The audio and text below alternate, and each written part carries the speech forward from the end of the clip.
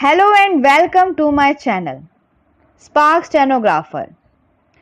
Today I am going to deliver you a shorthand dictation from KAILASH CHANDRA magazine, volume 24, and the transcription number 520. So guys, ready for the dictation? 10 seconds, 5 seconds, start. Sir, I was very glad when I read the address of the President. He said that this government is very seriously considering to establish immediately the institution of Lokpal and Lokayukta. Sir, we have been telling this for years and I think it is high time that this thought was translated into practice. If you have to check this administrative instrument and to check corruption according this instrument, we should have moral stature. We politicians, particularly politicians who are in positions of power, must have moral stature. Otherwise, we can never keep this instrument in order.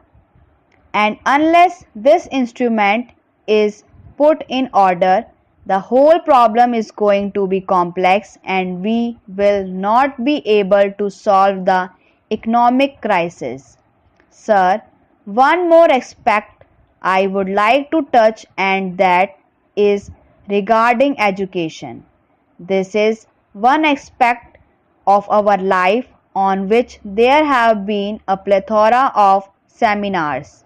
There have been a plethora of conferences and numerous reports, but the education system continues as it is. Sir, I have been a member of the university syndicate.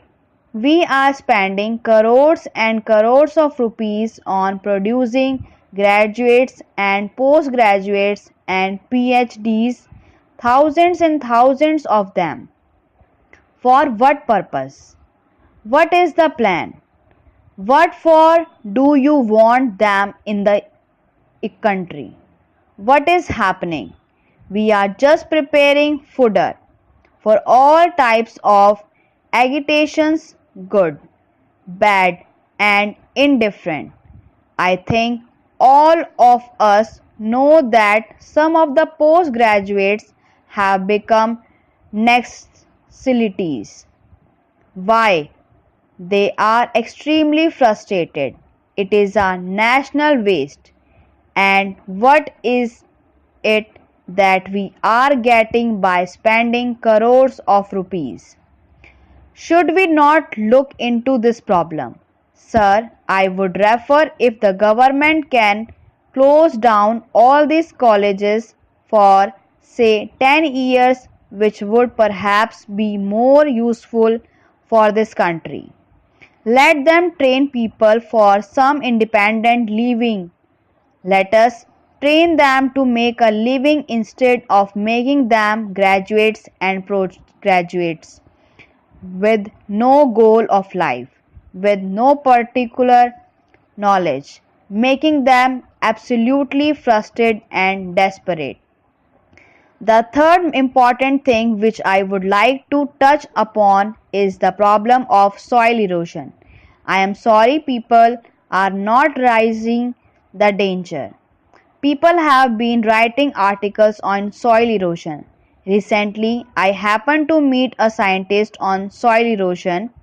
I do not know whether it is an exaggeration, but still, what he said was that soil erosion is taking place at such an alarming rate that within 15 to 20 years, the Bhakra Nangal Dam will be completely settled up. Forests are being destroyed. Is the government thinking about this? When forests are being destroyed, the climate is changing. There is imbalance in rainfall. there is drought or there is flood. This is upsetting the economy because our entire economy depends on a monsoon. Forests are being destroyed. Unless this problem is attended to, we will not be able to achieve the socio-economic objectives of the 12th plan. Sir, in conclusion, I would say that once again I congratulate our Finance Minister. He has said at the end in the first part of his speech that the government is resolved to eliminate smuggling, black marketing, tax evasion, and various other things. Sir, the extent of tax evasion in this country and the text of tax areas in this country, are they not a bolt on the tax administration? A few years ago, 15 years ago, we used to say that the income tax officer was an unapproachable person. Today, he is the most flexible and the most easily manipulated person. How much money is being evaded? Perhaps if we check this tax evasion, we need not have to resort to imposing taxes on bidis, cigarettes, and all these things.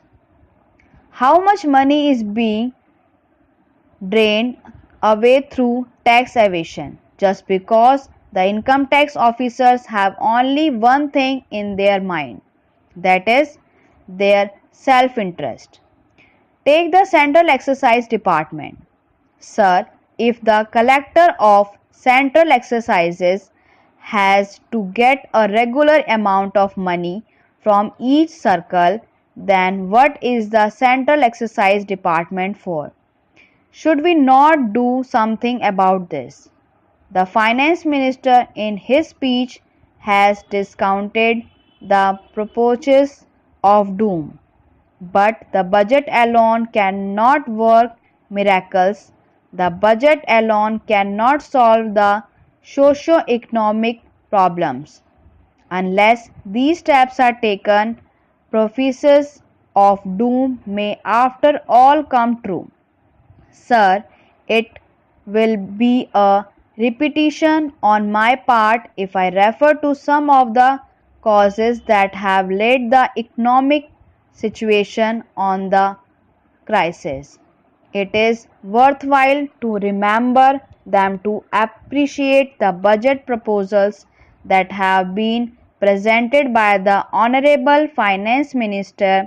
Sir, the budget should not only indicate the revenue receipts and expenditure, but it should also take into account our past performance and our areas of inadequacies, and it should project the future program to achieve our socio-economic goals. An efficient budget is that which does not rise the cost of living of the